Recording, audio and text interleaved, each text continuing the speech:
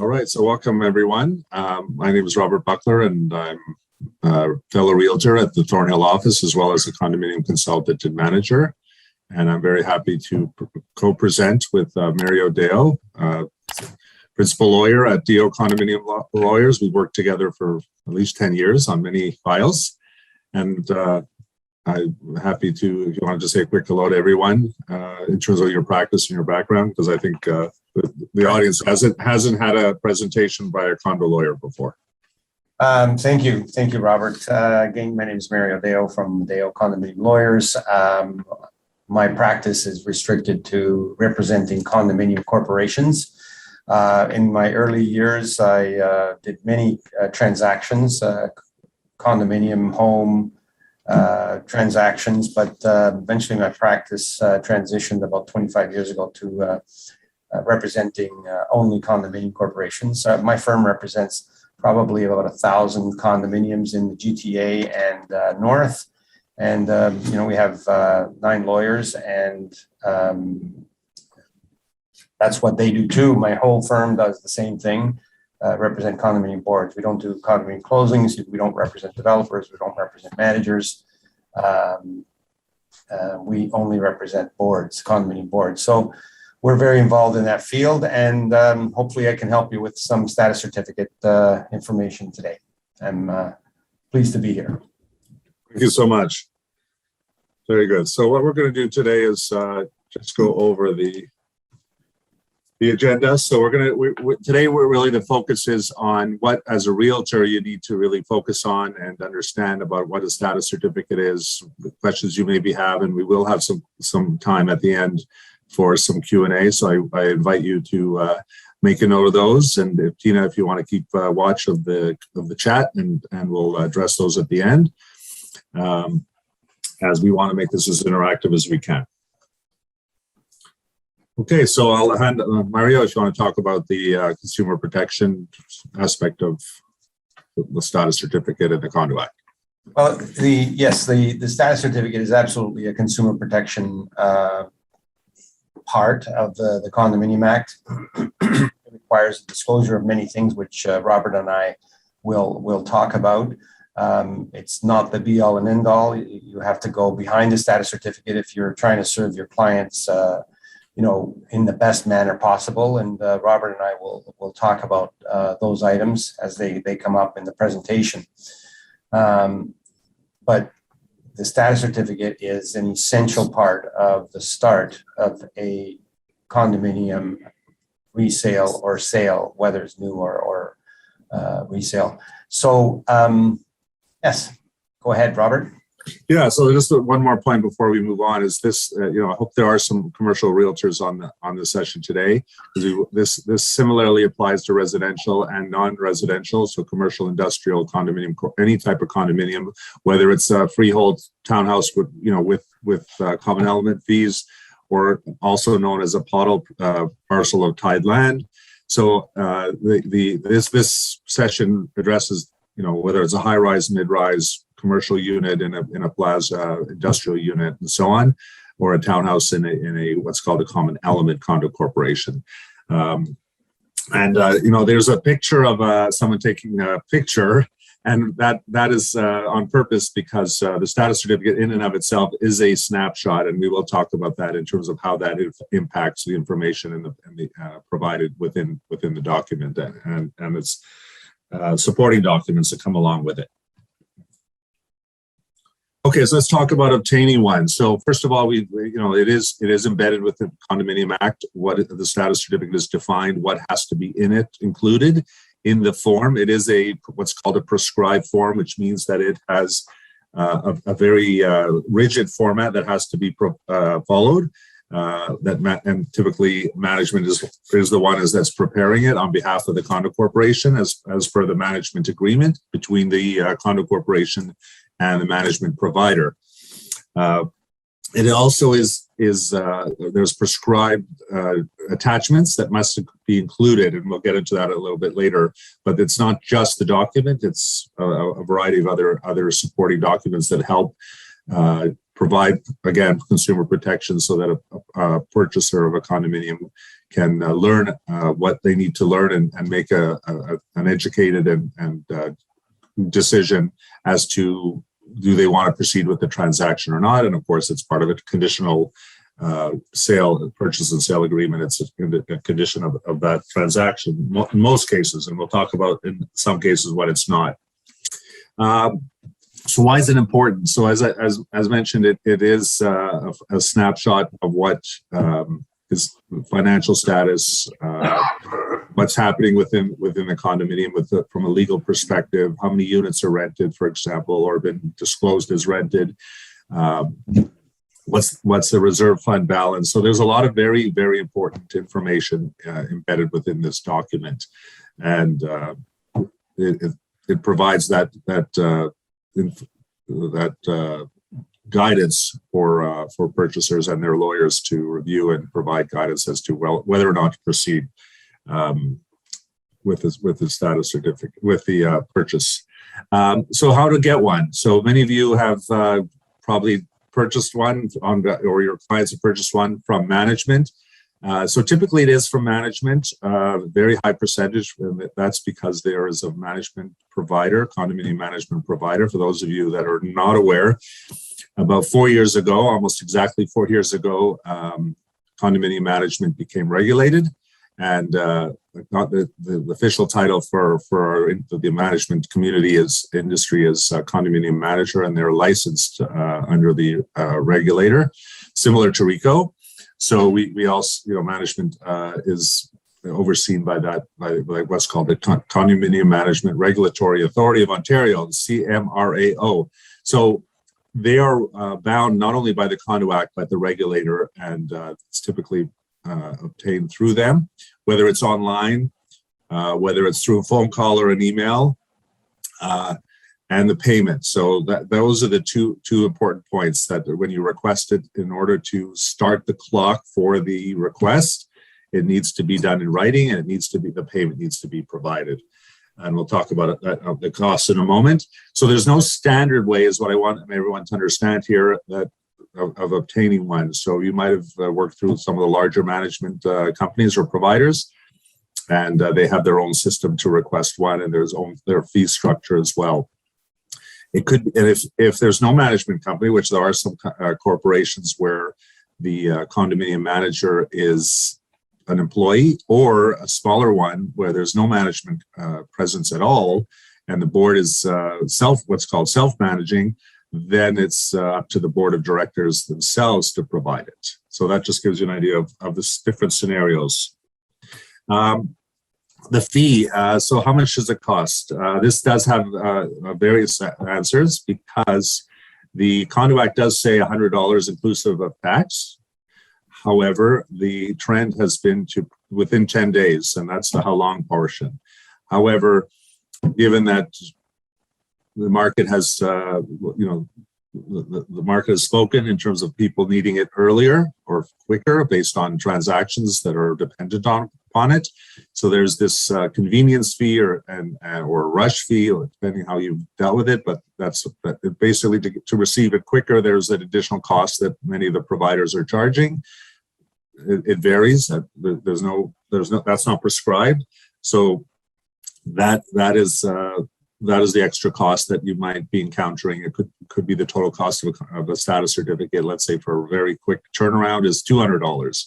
And again, I would in many cases the purchaser is paying. The seller is paying for this, and the maximum time is 10 days, and the minimum, as I said, is in a rush case could be shorter, 2 days, 1 day, 3 days, depending on what services are provided by the management provider. In terms of what's included, and we're going to talk about this, as I said earlier, it is a package, not just one document of several pages, and we'll talk about what's included in a little bit later. And who prepares it? I hope that's clear. It's provided and prepared by most cases by the management provider. Usually head office is involved in that, and in other cases, it's the board of directors directly with like a small 4-8 unit condominium. There might not be a manager, so the board is responsible for that. So it is not overseen by anyone. So, you know, obviously, as a licensed profession now, our managers have a duty to ensure that it's accurate, and obviously consult with the board if there's any material changes that should be included, and or ask the condo lawyer acting on behalf of the board of directors if there's a lawsuit or something that happened that should be just properly disclosed. Should also get that information to make sure that it's properly disclosed within the status certificate. So the obligations, and we'll talk about the timing. It does obligate the condo corporation, and again, that's where the board of directors has to obviously provide information to the manager. Hopefully, the manager is up to date on what's going on, very much on the day-to-day, and including legal matters and other impacts to the status certificate. So there are obligations to the condo corporation, and Mario will cover that in a moment. And a condition, as many of you, I'm sure, who have done resale condominium sales, you know about this condition. The key is because of the variation on timing, the recommendation that I always have when I talk about this is that the review by the purchaser's lawyer should start upon receipt rather than the time starting in the condition based on the days from request. So really important to make sure that the condition the conditional period starts when the status certificate has been received rather than upon request. Okay, so I'll pass it on to Mario to talk about what happens if it's late and the timing that the 10 days is passed. Okay, the timing is very strict on the status certificate. A lot of managers panic when they're in a rush to get a bunch of status certificates out or get the proper disclosure in them. So it's very strict. It's 10 days. If a status certificate is not delivered in the time that it was due, the Condominium Act has provisions in it, sections that say that if it's not delivered when it's due, it's deemed to be clear, which means that there's no default in the payment of common expenses, that the board hasn't declared any increase in the common expenses for the unit, and that there's been no special assessments levied against the unit. So the other question is, what happens if a status certificate has incorrect information, which occurs far too often? For example, what if the status certificate says that common expenses are $100 less than what they are, and you know the unit owner closes the transaction?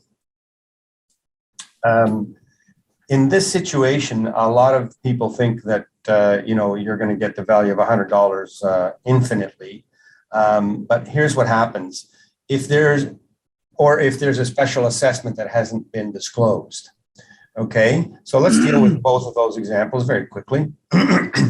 If the common expenses haven't been disclosed at the proper amount, so say $100 less, the unit owner that buys, the buyer will buy the unit, and then that buyer will not have to pay that $100. For how long? 1 year. Okay, that's the law. It used to be thought, not have to pay for a long time, but it's 1 year. Special assessment is different. If a special assessment is failed to have been disclosed, let's say the special assessment is $5,000, then if it's not disclosed, or if the status certificate is late, the unit purchaser doesn't have to pay that special assessment. That's what happens. Either misdisclosure or late disclosure. Well, if it's late disclosure, in other words, no status certificate is issued, unfortunately, you don't get a break on common expenses. It just means that the common expenses are not in arrears. They're deemed not to be in arrears. Okay, so if you buy the unit and they are in arrears, obviously the unit purchaser wouldn't have to pay them. Next slide, please. The status certificate has to be in the prescribed form, and it is a form under Section 76 of the Condominium Act. And the information that's disclosed is the condominium management provider, the various companies that are involved, the directors of the condominium corporation. It has their address for service, and usually the address for service is all the same. It is the property management company's office. The information on the unit is there, the unit and level. It says in related pins. Actually, can you put down the whole slide, please, Robert? It has the information on the unit, so the unit and level.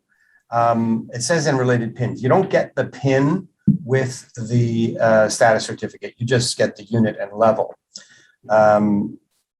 for the unit and the parking units. Now, realtors and lawyers have to be careful about locker and parking units. They are far too often misdescribed in terms of location and numbers.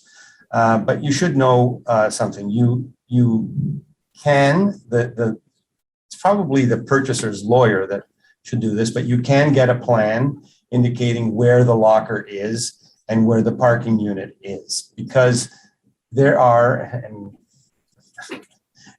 believe me on this, there are many condominiums in Toronto and the GTA everywhere, especially the older ones, where the locker units are, you think you're purchasing locker unit 23 level A, but the person has been parking in another space for many, many years, and just hasn't been noticed. So the safest thing is to get a plan and look. The plan will tell you where the locker unit is. There's two kinds of locker and parking units. Literally all new buildings have the parking and locker units unitized. So it's actually a unit and level. When you own it, you can separate it from the unit, sell it later to somebody in the building. The second way is in older buildings, it's an exclusive use common element. So it's attached to the unit. You can't separate it from the unit. The place to look for that is in Schedule F of the declaration, F for Frank. That will tell you if a unit is an exclusive use unit, because sometimes you'll see that it's not listed in the unit list in the declaration. So it could be, if that's the case, it probably is an exclusive use parking unit. Now, very important, the status certificate states any potential increases in common expenses or the anticipated deficit in the current fiscal year. This is a very important section. It's section number 12. Unit purchasers definitely want to know this. You have to be careful. If it just says there may be an increase, that's not good enough. It has to tell you the most information that is available regarding any potential increase. And this is something that's very important. A lot of condominiums are short in their reserve funds. A lot of them have surprise increases. I have a couple of condominiums now that are special assessing for about $40,000 per unit. That is massive. This can happen.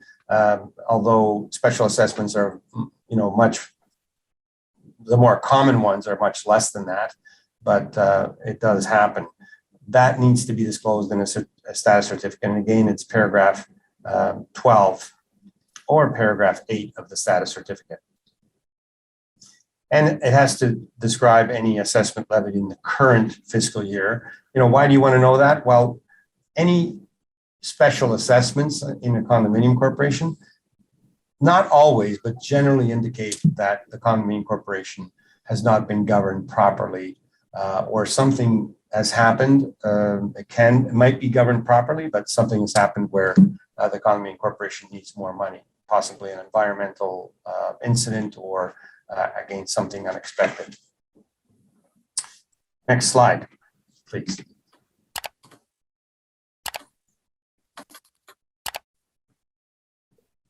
Okay, the status certificate has a section where it discloses if the condominium is a party to legal proceedings or insurance claims.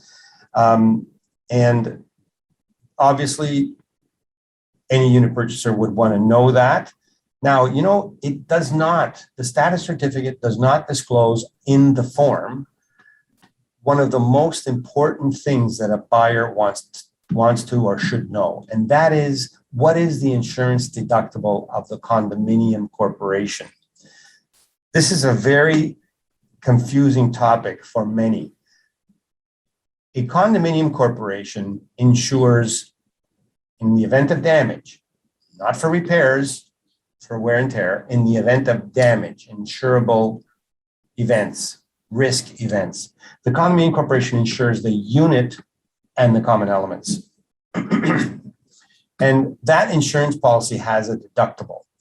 The deductible in some cases is $250,000.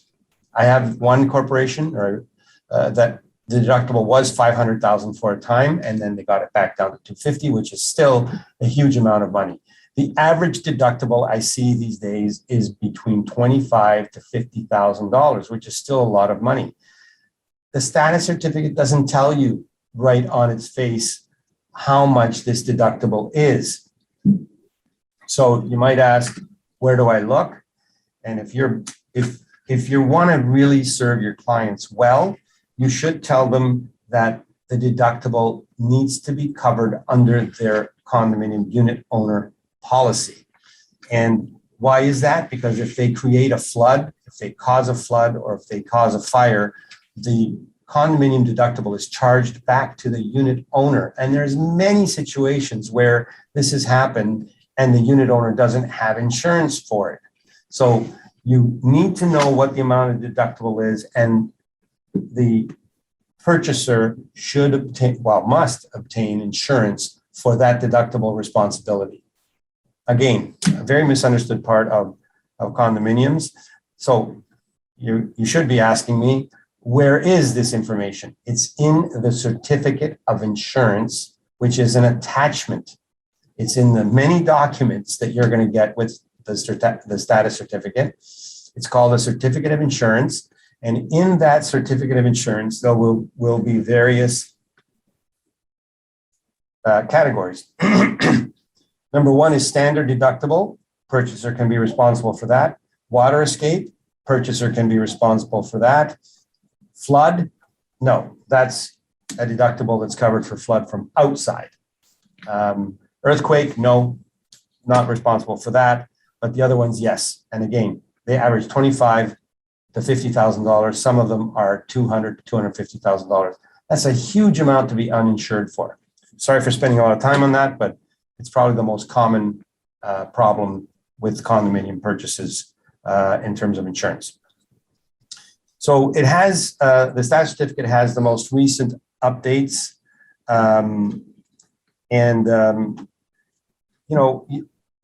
Honestly, the sections in the status certificate are not that helpful in terms of knowing the reserve fund.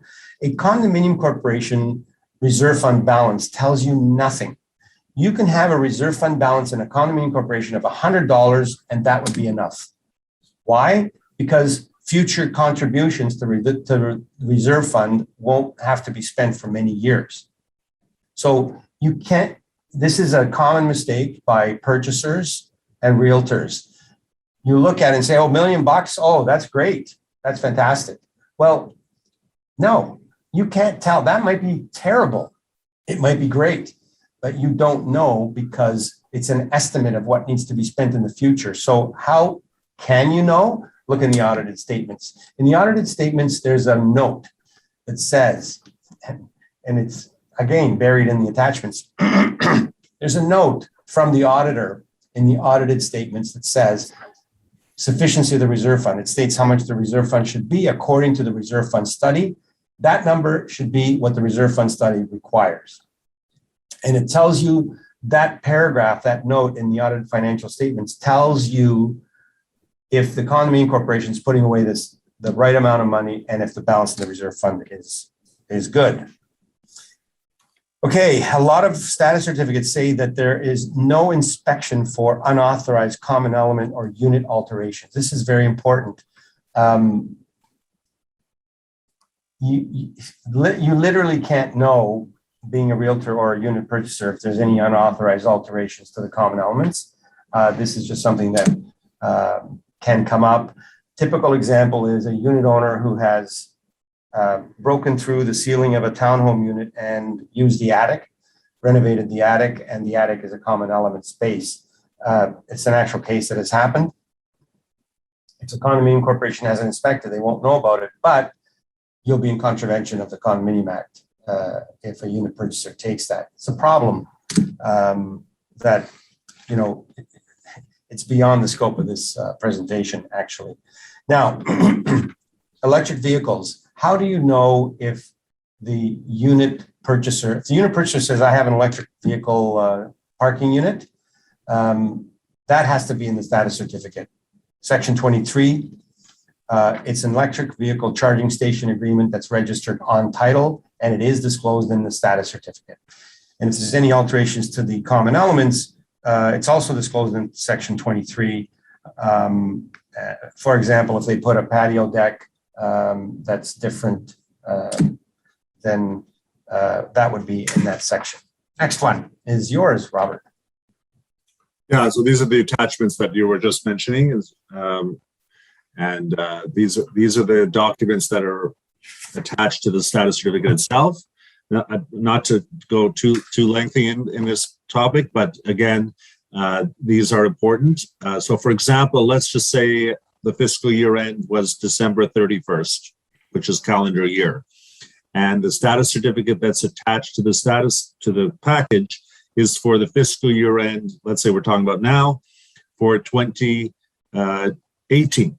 So it's December 31st, 2018. So you would think, well, that's okay. But in fact, that's a couple of years old. The status they should be getting based on October, where we are today, should be year end 2020.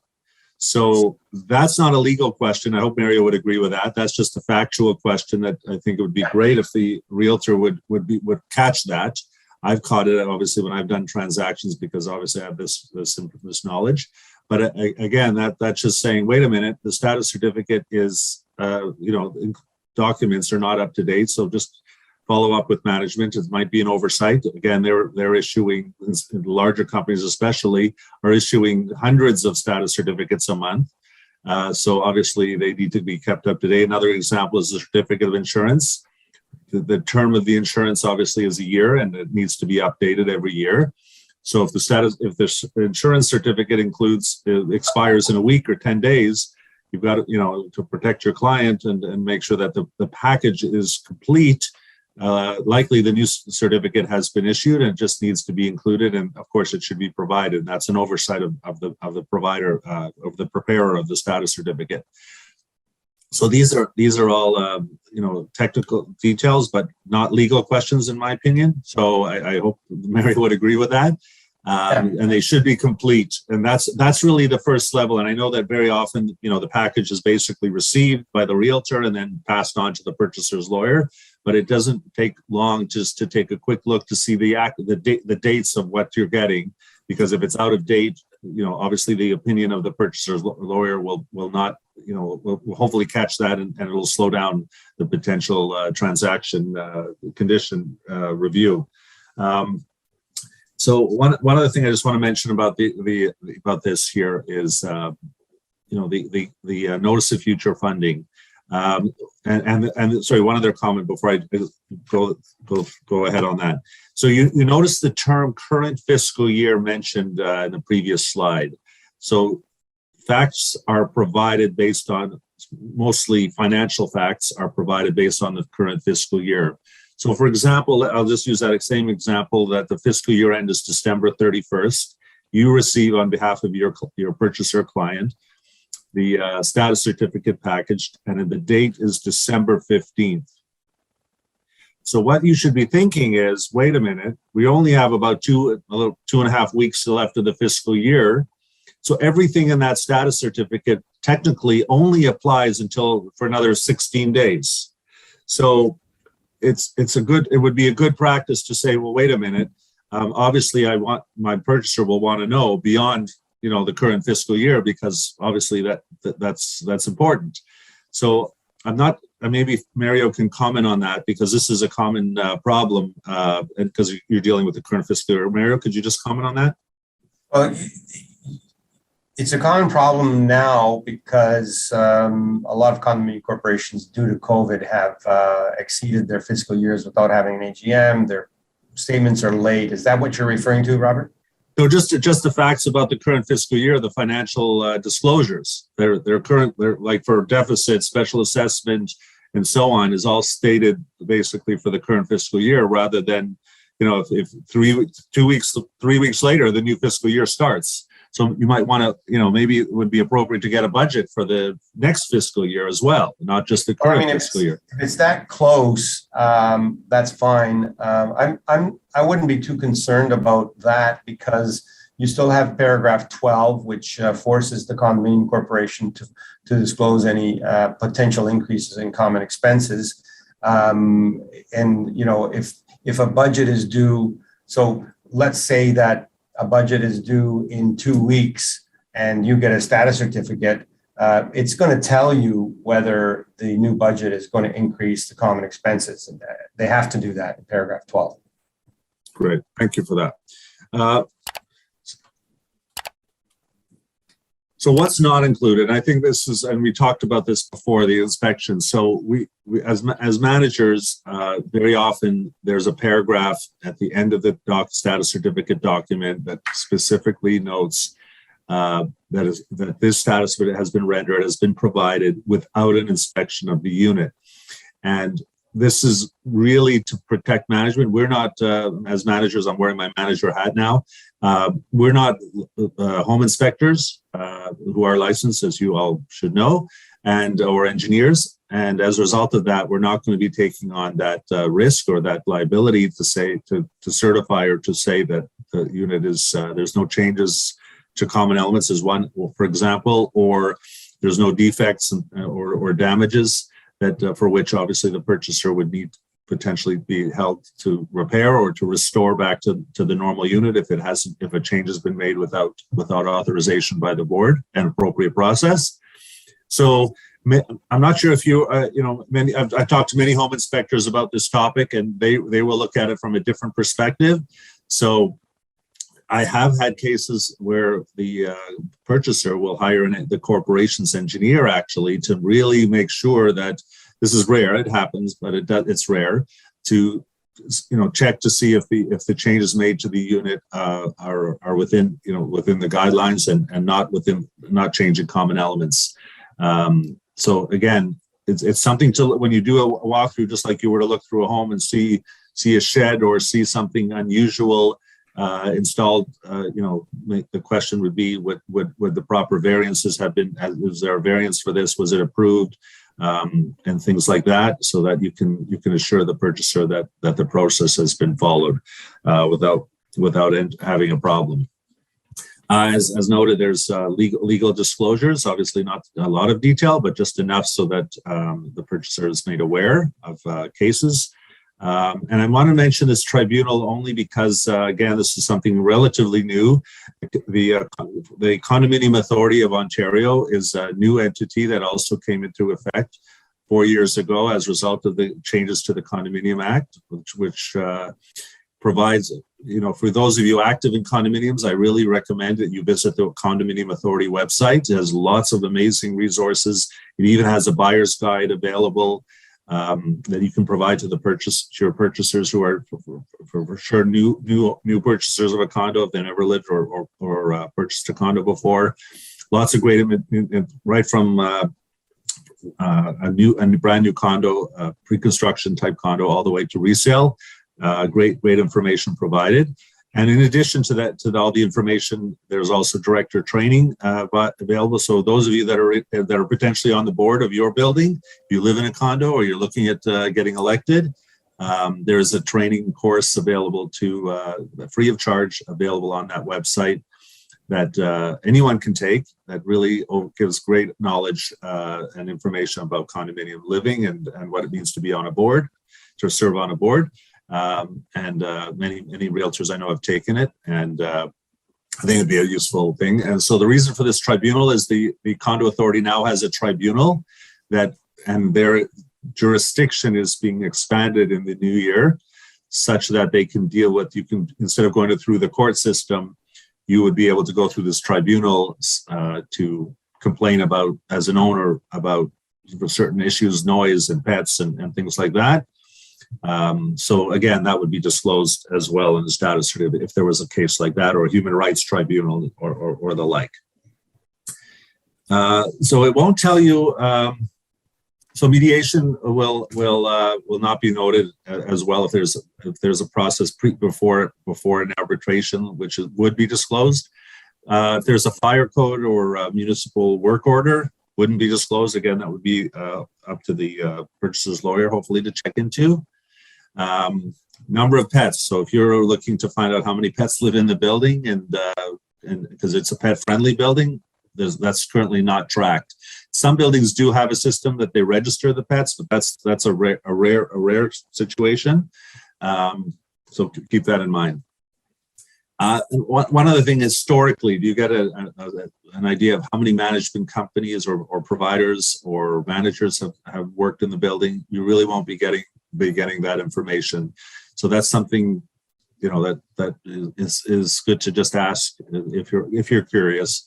It does give some indication of how well the building is run, because if there's a building with 3 management companies or management providers, I should say, within a year, that happens, but it's not necessarily a good thing, because there's a lot of, the manager has to 6 months to a year to learn about the building. And so if there's a huge turnover like that, a frequent turnover, it makes it difficult for things to get dealt with and properly, things to move forward in a proper way. Won't tell you how many legal claims. So if there's a litigious community, a lot of lawsuits going on, but they've been settled, you really won't have that history. Similarly with insurance claims. Information on deficiencies, and maybe Mary, you could mention this. If there was Tech, I'm sure you've dealt with this one. Could you just comment about deficiencies such as that, please? Sorry, you're muted. Sorry, if there's a deficiency in the building such as Tech, the very strict rule is, even if there's one unit with Tech, it has to be disclosed in the status certificate. And it will usually say, how many units, give you details. If there's a deficiency in the building that is subject to a lawsuit, that will be disclosed in the legal proceedings disclosure of the status certificate. So if there's a deficiency in the building, there's 2 things that happen. Usually the condominium corporation, the vast majority of cases, has to disclose that deficiency.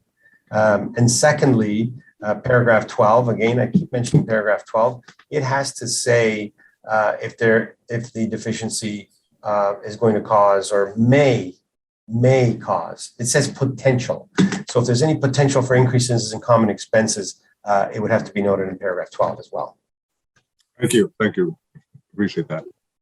And a zoning issue. So again, allowed uses. So this is for the commercial realtors in the audience. If you do a lot of commercial transactions, I actually manage a couple of commercial condos, and just last week I had a case where a realtor, an hour, sends me an email asking me all sorts of questions about allowed uses and can they run this type of business in the unit. And I basically said, you've probably guessed, did you get a status certificate? And please make sure you do your due diligence.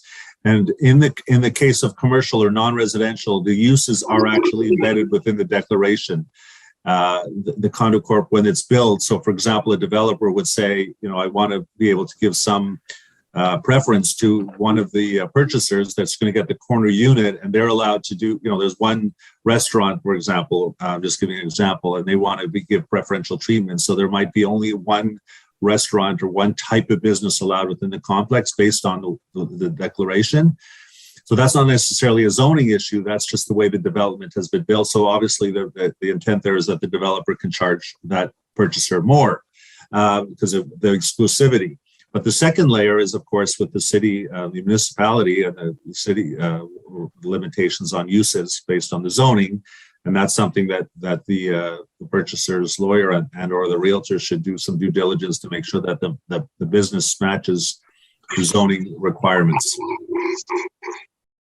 So just a quick recap, the status certificate is a snapshot. Again, that's the image of the picture taking because it is really only accurate based on the date of its being issued.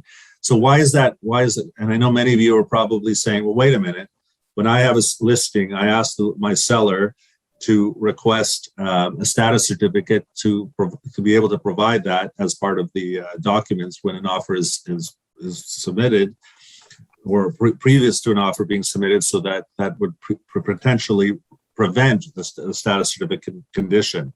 Again, I'll defer to Mario in a moment, but I think that is a good practice for all the other things that won't change. Are there pet restrictions? That's not going to change likely.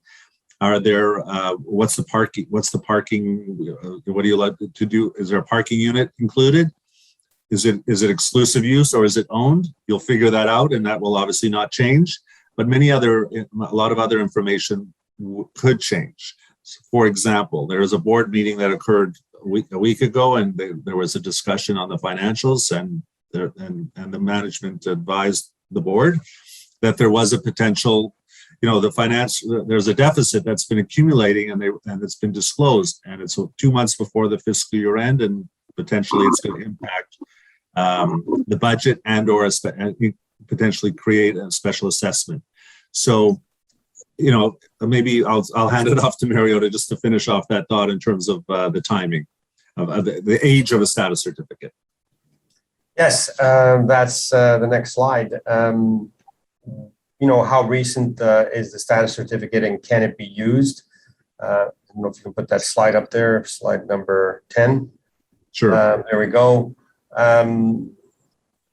Well, there's always the issue of, you requested the status certificate, obviously, before signing the deal. Hopefully that's the way you did it.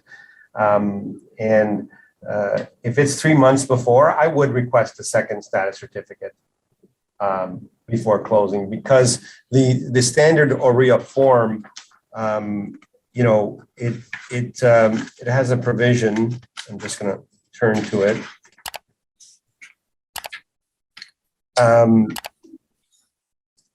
Adjustments for common expenses are as of the day of closing, but there's no, this is interesting, there's no warranty in the agreement of purchase and sale that says that common expenses won't go up. So you need to put that clause, if you don't have one, you need to put that clause in the agreement that says, where I'm buying it with the understanding that the common expenses are what they are now, not if they're going to rise. So you need to address that in some type of clause.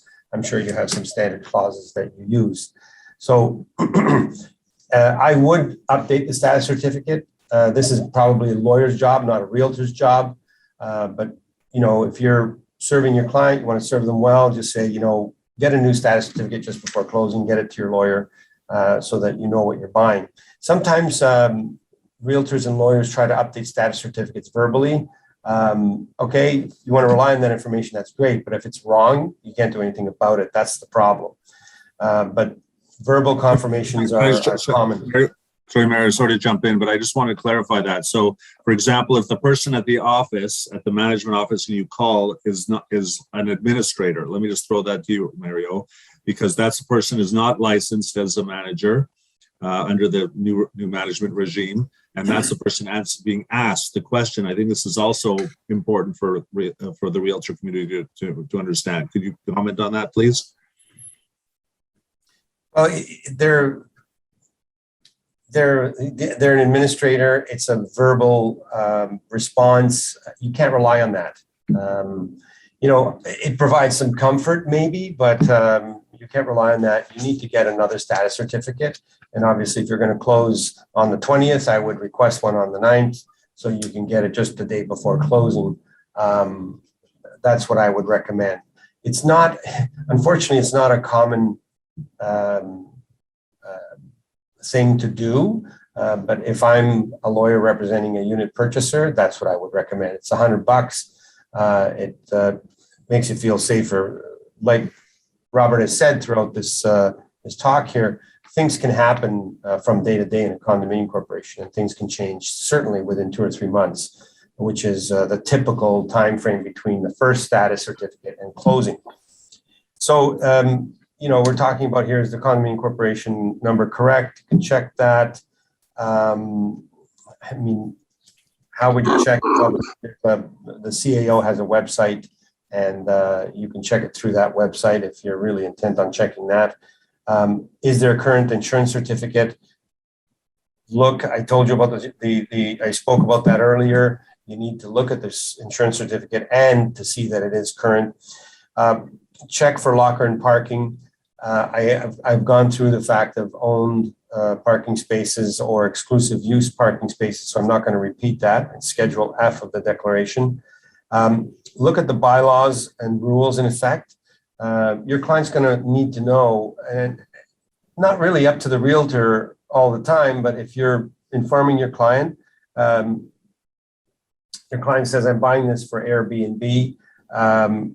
Well, sometimes there's a rule that says you can't Airbnb a unit. You have to have a 12-month minimum lease. That's in the rules. So it prevents short-term leasing. There's stuff in the rules about single family use. If you're going to use it for 3 students, that's going to offend that provision in the declaration. It's usually contained or in the rules. So be careful with that.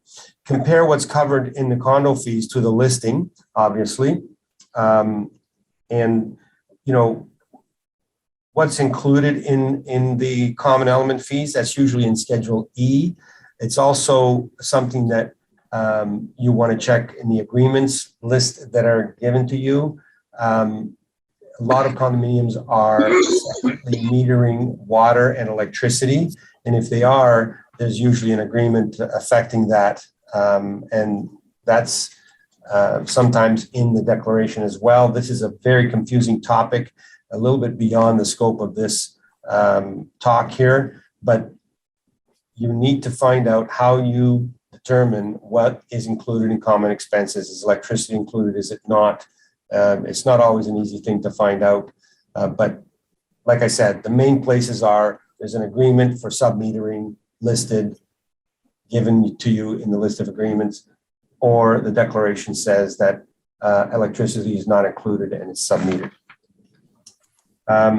Basic review, next slide is yours, Robert. Yeah. So again, we've talked a lot about this previously. We're not repeating what we've said, but the key is just to make sure that the package of the enclosures are included. So that way, the information provided to the purchaser's lawyer is complete. And I'm not sure how much time they're typically spending on reviewing all the documents, depending on the fee that's being charged. So they're going to maybe look at the status certificate document for sure. They might look at the financial statements. I'm not sure, maybe the certificate of insurance. So some of these documents, that's why I say it's good to have some familiarity with them as well, just to make sure they're accurate and current. Again, material changes from the previous year. Reserve fund study balance, as we said, is an important metric and an important thing to say. But again, every building's reserve funds balance doesn't necessarily mean it's enough. So that's something that the audited financial statements can provide. Again, the key is that it's complete, and the auditor's notes is also mentioned. The audited financial statement, the auditor just quickly reports to the owners, does not report to management, does not report to the board. So their obligation and their financial statement will include any deficiencies with non-compliance of the act. So, for example, if the reserve fund is inadequate, if you're not collecting enough, or the board the condo corp's using money from the reserve fund that they're not supposed to use from the reserve fund, So very, very important information in the auditor's statement. So for example, if they were to say it's a qualified financial statement, that is not a good thing. That means that there's some breach or some non-compliance issue with respect to the Condo Act. So for example, as I said, they're using reserve fund money for what is not allowed to be used, just to pay off the hydro bill or something like that. And of course, that's not allowed. So it was their obligation. So this is a very important document, I would say. And as you're getting more involved in condo transactions, again, good to know. Quick question. So this I'm going to pass back to Mario and talk about a scenario that you may have encountered given the multi-offer environment we're dealing with. Mario, go ahead. As a purchaser, which I've been quite a few times, if I hear there's a multi-offer, I just stand away. I will not participate in that. It is such a terrible game to play. But this is a situation where your purchaser is saying, I really want this place. I'm going to make a firm offer, and there's no status certificate available. Basically, you're diving over a cliff, and you know, I don't want to be too dramatic, but you're diving over a cliff and you don't know if you're going to land in water or a rock. I would never, ever advise a client or support a client's or give a client advice on signing a firm deal without a status certificate.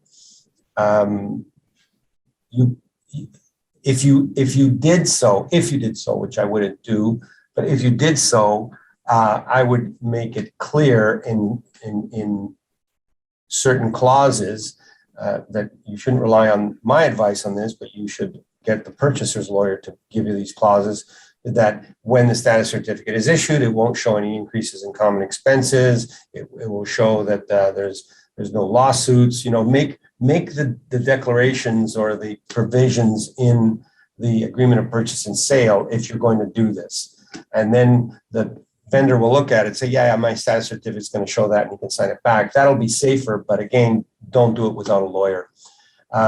So can you follow your purchaser's instructions if he says, you know, I'm going to sign a binding deal without a status certificate? Not without getting it in writing that you're not advising him to do it or not to do it. He's to get independent legal advice. So no status. I've said what the risk is. You can still order one after closing, of course. You know, Section 13 of the APS affords basic protections. Yes, it does. Paragraph 7 of the APS says how much common expenses will be. So that affords some protection. But generally speaking, if there's no status, it is a problem. It can be dealt with to some extent in special clauses in the agreement. Again, don't do them yourself, do them through a solicitor. Okay, thank you. So again, I think many of you have dealt with this multi-offer situation. So I think we have an acknowledgement form that says that as the realtor has advised or recommended to the purchaser to obtain one and to include that condition in the offer, and that's been refused. So that way, you know, as realtors, we're covered from potentially saying, "What you didn't tell me," or I didn't realize that was important. So I think that over in this community, this climate of these multi-offers, which has happened a few times over the last few years, and it seems to be continuing right now, that acknowledgement is really important to protect the realtor. Very, very briefly, this is a useless clause. The seller represents and warrants to the buyer there's no special assessments contemplated by the Condominium Corporation. Well, what about increases in common expenses? That's not a special assessment. So, sure, this protects you against a special assessment, but it doesn't protect you against increases in the budget. So, useless. I don't think this clause protects purchasers very much. Thank you so much for watching. If you like our video, please hit the like button, the subscribe, and even the little bell to get notifications, just so you can stay in touch and watch more of these great videos.